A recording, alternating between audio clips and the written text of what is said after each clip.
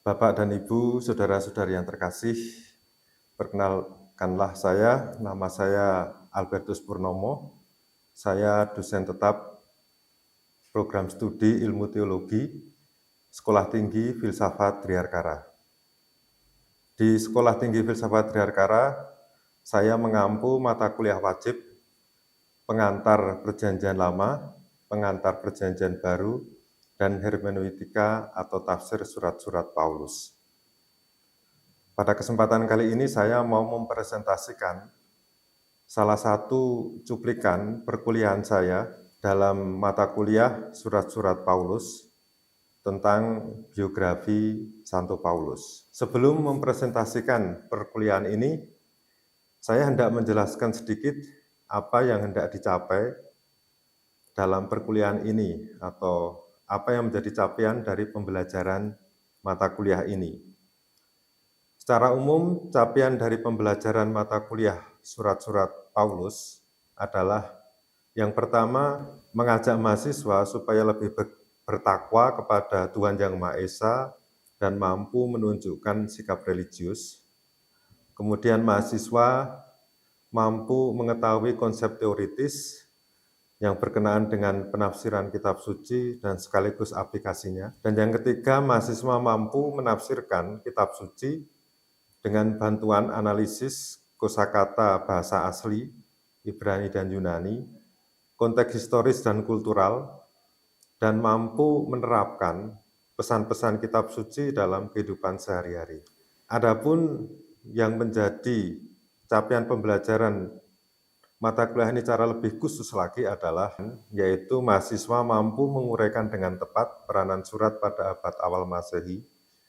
Kemudian mahasiswa mampu untuk menjelaskan figur Paulus dan pemikiran teologisnya dengan benar berdasarkan bukti-bukti historis dalam surat-suratnya dan konteks gereja pada abad pertama Masehi.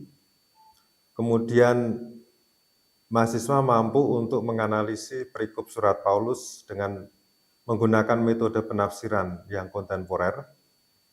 Dan yang terakhir adalah mahasiswa mampu menemukan pesan teologis dan spiritual dari perikop surat-surat Paulus.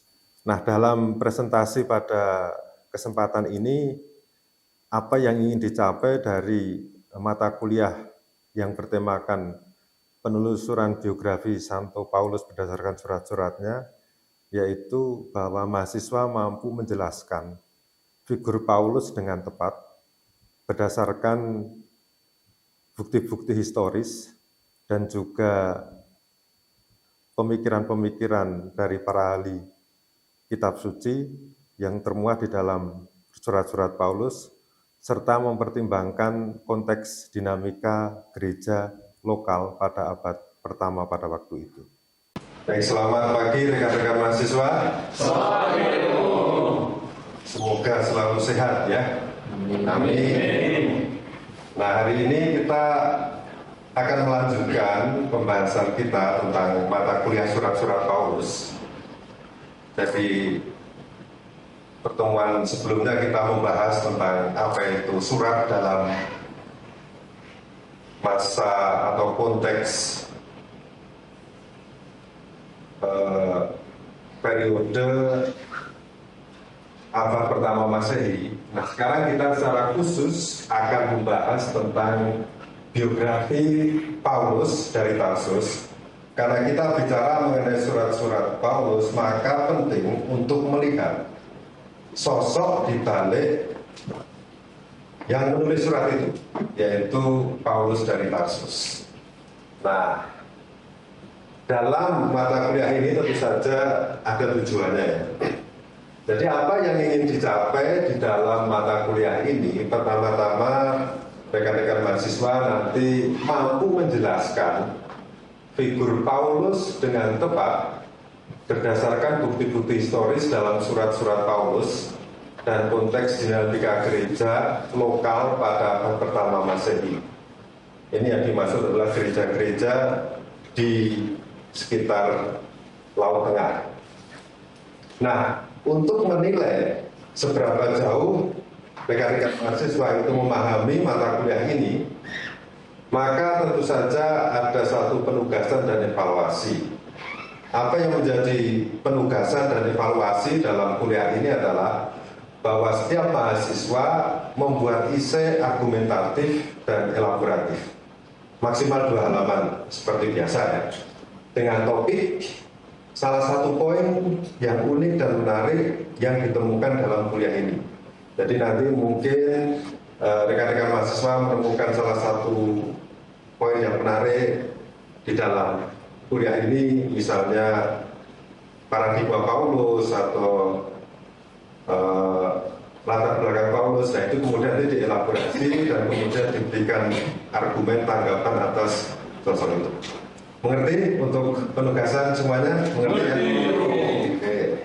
Nah, sebelum masuk ke dalam pembahasan kita mengenai biografi Paulus, saya mendasarkan kuliah ini atas buku yang cukup populer yang juga dipakai di studi teologi dan kitab suci di beberapa negara, yaitu Introducing the New Testament, A Historical, Literary, and Theological Survey, yang ditulis oleh salah satu tokoh dalam Perjanjian Baru, yaitu Mark Alan Powell. Dia adalah profesor dari sebuah universitas di Amerika. Nah, saya mendasarkan apa yang kita pelajari pada siang hari ini berdasarkan buku ini. Nah, sebelum masuk ke dalam pembahasan, saya mau tanya nih sebagai brainstorming. Menurut Fransiskus ya, Paulus siapa ya? Menurut pengalaman, singkat saja, brainstorming 2 kata, 3 kata. Yaitu bermisi ke berbagai wilayah untuk menyebarkan ajaran tentang Yesus Kristus, terutama kepada orang-orang yang non-Yahudi, Rasul. Ya, itu salah satu gambaran yang sering kali muncul di dalam gambaran populer dalam gereja Kristen tentang Paulus. Gregorius, mungkin ada pandangan mengenai Paulus selain sebagai pewarta?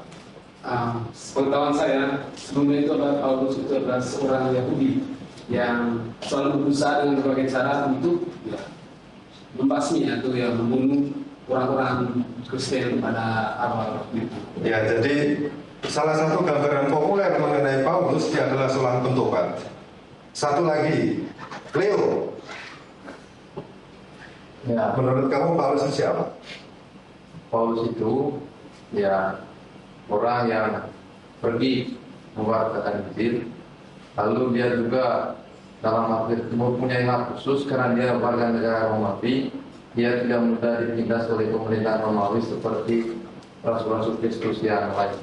Ya, jadi Paulus adalah warga negara Romawi. Jadi selain dia orang Yahudi, dia seorang warga negara Romawi yang tentu saja memiliki privilege dibanding masyarakat pada waktu itu. Nah, terima kasih atas pandangan ini yang kita juga akan mengelaborasi gagasan ini.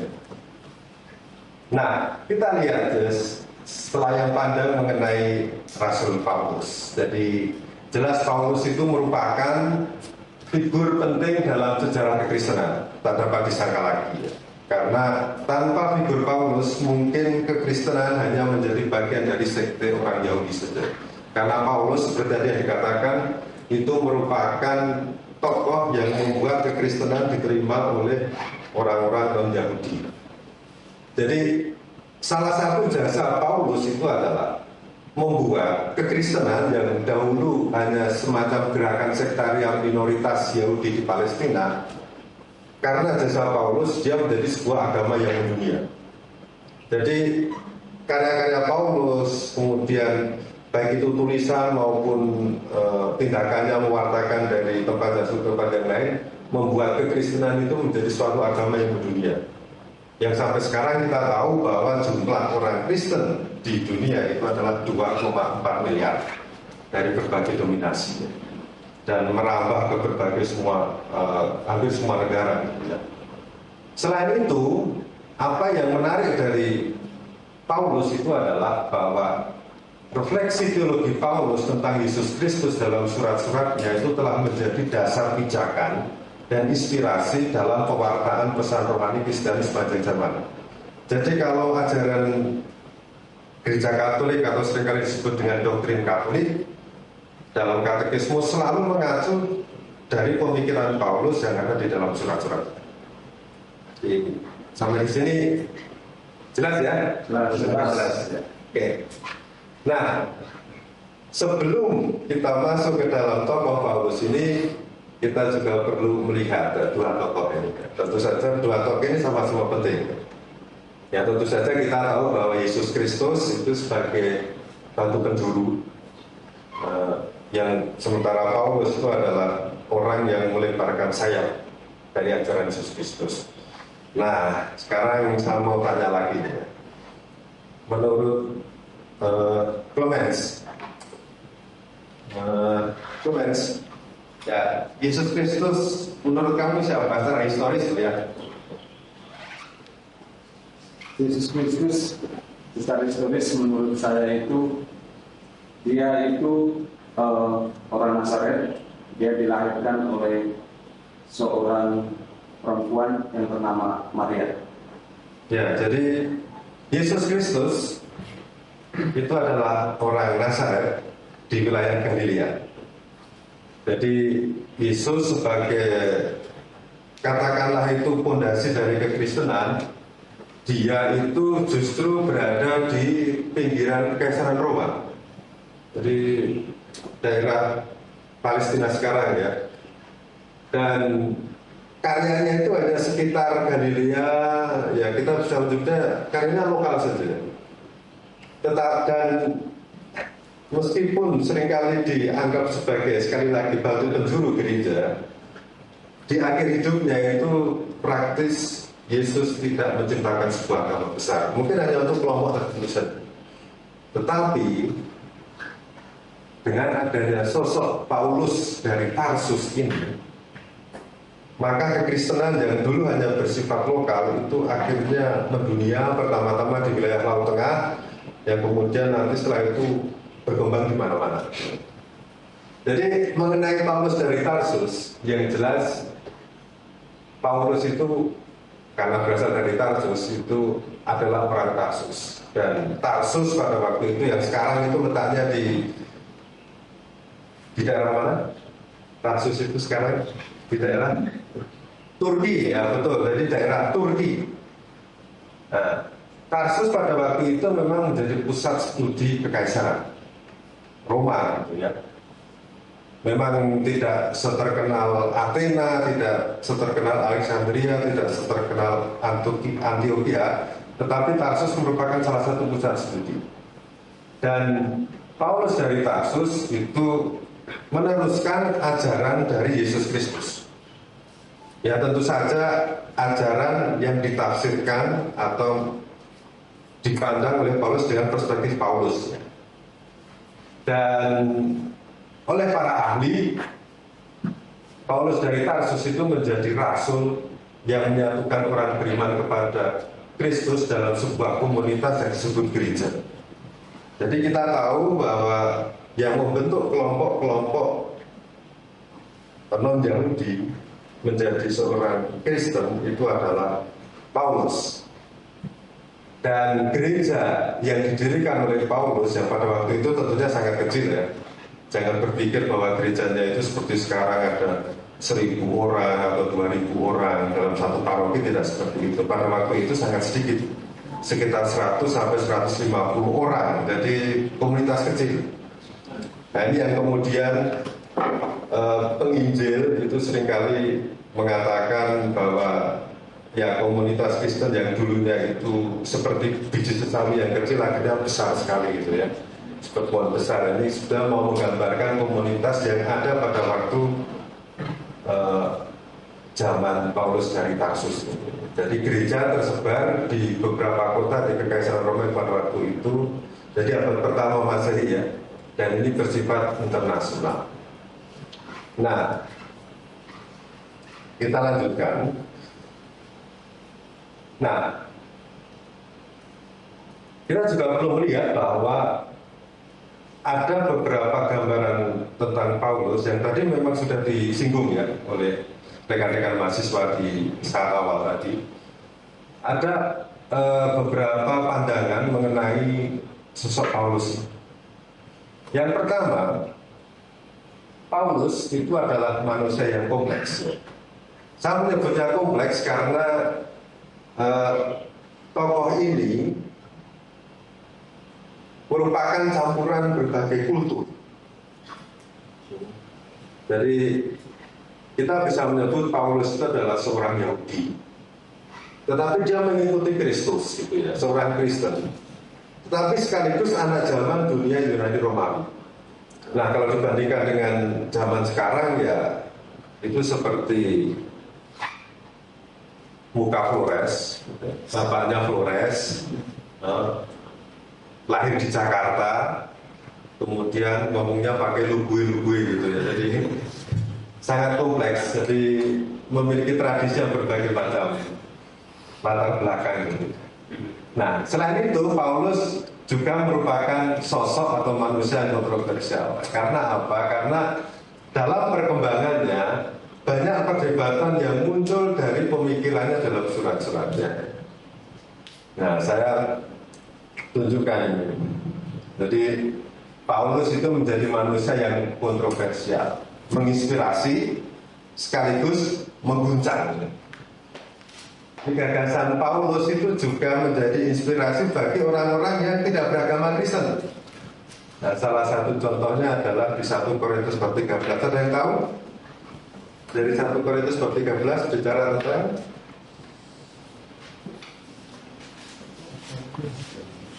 coba yang bawa kitab suci bisa dibuka.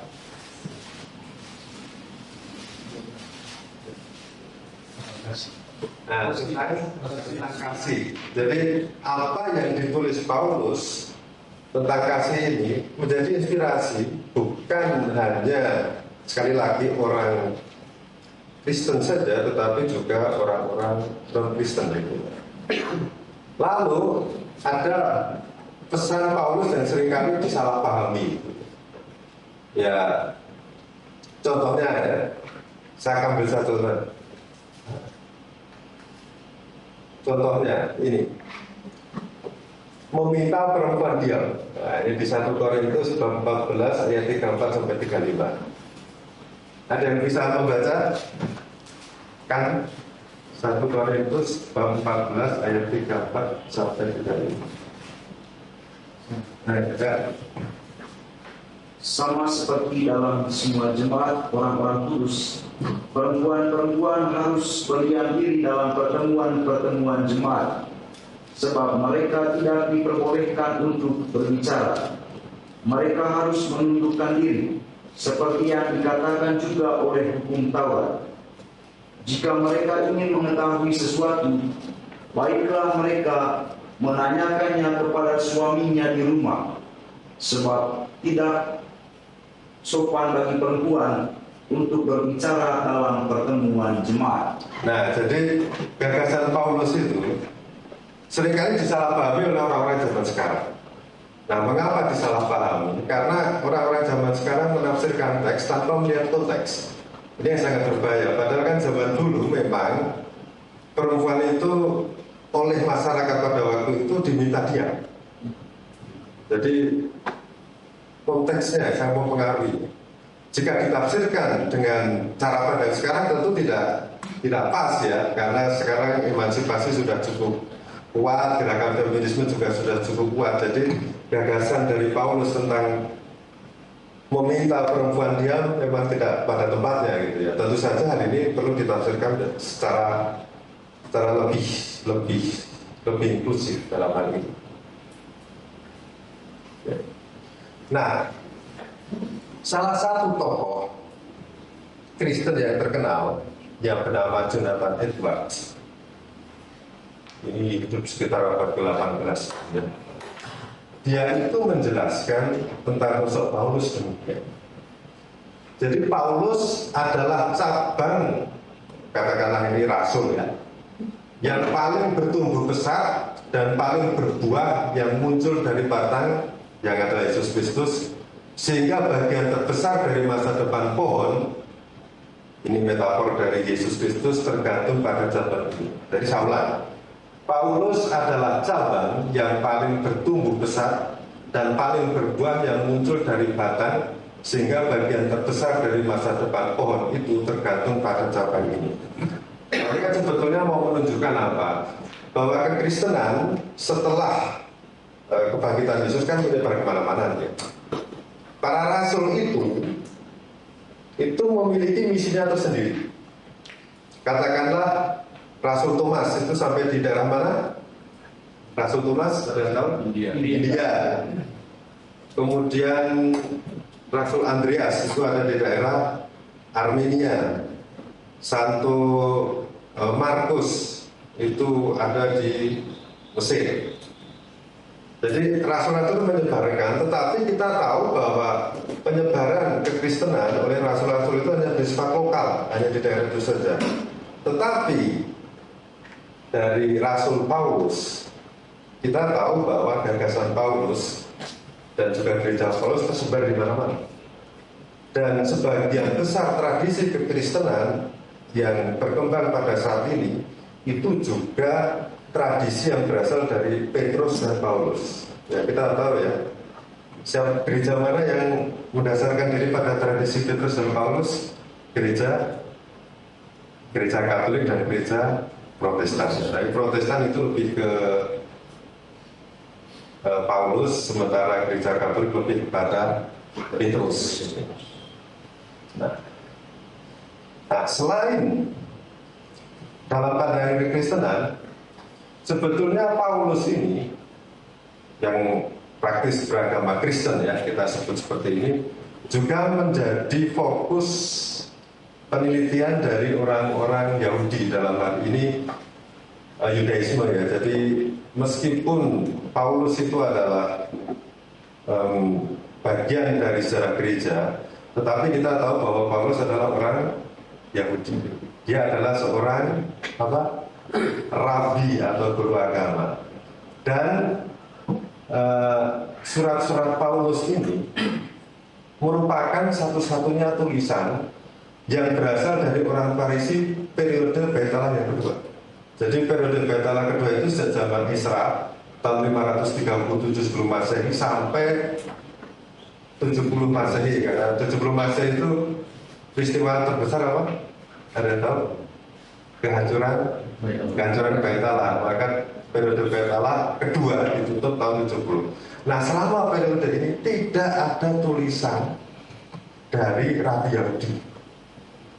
Yang ada itu tulisannya Paulus itu saja. Jadi di mata orang Yahudi, Paulus ini juga memberikan satu gambaran bahwa ada seorang Rabi Yahudi yang memberikan pandangannya dalam surat-suratnya. Jadi kesimpulannya adalah sekalipun Paulus identik dengan kekristenan, ia merupakan figur penting dalam studi Yudaisme. Dan kita tahu bahwa kalau nanti rekan-rekan mahasiswa mendalami surat-surat Paulus secara mendalam, pasti akan ditemukan gagasan-gagasan Yudaisme di dalam surat-surat Paulus. Ya, meskipun dia lahir di Tarsus, tetapi pada akhirnya ini, meskipun dia lahir di Tarsus, tetapi toh dia adalah orang Yahudi, mau nggak mau, ya. Nah ini ya, untuk menunjukkan bagaimana Paulus itu merupakan satu tokoh yang menuliskan pemikirannya pada Bait Allah kedua. Kalau kita lihat di dalam literatur rabbinik, jadi literatur yang ditulis oleh rabi-rabi Yahudi, itu paling awal itu ditulis tahun 70 sampai 640, yaitu tulisan rabbinik Talmud 70 sampai 140. Nah, sebelum tahun 70, tulisan siapa dari seorang rabi yang dipandang penting pada waktu itu? Tentu saja adalah Paulus itu. Jadi seorang Farisi yang menulis itu ya Paulus. Ini hebat. Jadi bukan hanya kekristenan yang menilai tinggi sosok Paulus, tetapi juga dari tradisi Yahudi. Nah, bagaimana kita kembali? Bagaimana kekristenan itu melihat sosok Paulus? Yang pertama ya ada dua pandangan yang umum. Satu, seorang martir. Satu, seorang pentobat. Tadi sudah disinggung di bagian awal ya. oleh Gregorius tadi, jadi seorang pentobat, seorang martir. Ada yang tahu kata martir? Martir ya? Coba. Martir, saksi. Jadi martir itu bukan dibunuh ya, tapi pertama-tama ada seorang saksi iman. Jadi Paulus adalah seorang saksi iman. Maka dari itu demi mempertahankan imannya, dia mau menderita demi pewartaan Injil. Dan kita tahu kan, di dalam kitab suci, terutama surat-suratnya kan dia seringkali cerita ya bagaimana dia menderita. Nah, dan akhirnya ia mati karena keyakinannya. Lalu menurut legenda, menurut tradisi kekristenan, ia mati dipenggal kepalanya. Sehingga rekan-rekan mahasiswa kalau pergi ke gereja yang di bawah perlindungan Santo Paulus kan selalu digambarkan Paulus dengan pedang, satu kitab, satu pakai pedang. Ya, pedang itu kan menunjukkan bahwa menunjukkan bagaimana cara matinya Paulus karena ini ya, menjadi saksi iman. Lalu yang kedua, yang terkenal di dalam tradisi kekristenan, Paulus adalah seorang pentobat, convert gitu ya, pentobat. Jadi dulunya dia adalah seorang penganiaya jemaat Kristen. Nah, sebelum jadi rasul. Rasul artinya apa? Rasul artinya utusan. Jadi apostol itu utusan. Kembali dari seorang penganiaya jemaat Kristen, setelah mengalami suatu pengalaman religius, yaitu berjumpa dengan Kristus yang tersalib dan juga yang bangkit, dia akhirnya menjadi seorang rasul, seorang utusan yang menjadi juru bicara atau bentara kekristenan yang paling militan. Jadi rekan-rekan mahasiswa pasti tahu ya, biasanya kalau orang yang bertobat itu lebih militan daripada yang sejak kecil gitu ya. Lebih militan, coba cek saja, pasti lebih militan itu. Untuk karya gereja, untuk aktif di dalam lingkungan, kemudian komunitas basis dan segala macamnya itu, yang baptis dewasa itu lebih militan daripada yang baptis bayi. Coba cek kan. Nah, untuk memahami tentang kehidupan Paulus atau biografi Paulus, kita perlu mendasarkan pada sumber-sumber ya, sumber-sumber. Jadi sumber-sumber untuk studi kehidupan dan pemikiran Paulus kita dapat ditemukan di dalam surat-suratnya. Jadi kalau untuk menggali seorang tokoh, untuk menggali biografi seorang tokoh, yang perlu diperhatikan pertama-tama adalah sumber primer. Sumber primer itu apa? Adalah tulisan atau dokumen yang ditulis oleh orang yang bersangkutan. Jangan melihat sumber yang ditulis oleh orang kedua, ketiga, keempat, tidak bisa untuk menggali kehidupan seseorang, harus sumber primer. Dan sumber primernya adalah surat-surat proto-Paulinis. Jadi surat-surat yang memang ditulis oleh Paulus. Jadi bukan ditulis oleh muridnya Paulus. Sementara sumber sekunder yang bisa mendukung sumber primer itu adalah ini, surat-surat Deutero-Paulinis, yaitu surat-surat yang ditulis oleh murid-murid Paulus. Ya, ini misalnya ya surat Efesus, kemudian surat pastoral seperti 1 dan 2 Timotius dan juga Titus. Nah, ini menjadi sumber sekunder yang mendukung di sini. Jadi kalau melihat biografi seorang tokoh, jangan langsung melihat ke sekunder dulu, harus melihat ke yang primer dulu. Nah, kemudian ada tulisan dari penginjil Lukas yang menulis kisah para rasul. Nah, ini kemudian kita bisa melihat biografi Paulus itu dari kisah para rasul ini. Ya, kemudian yang terakhir adalah dari tradisi sejarah gereja. Maksudnya itu adalah tulisan-tulisan dari bapak-bapak gereja seperti Ignatius dari Antioquia, itu juga menulis tentang atau menyinggung tentang Paulus.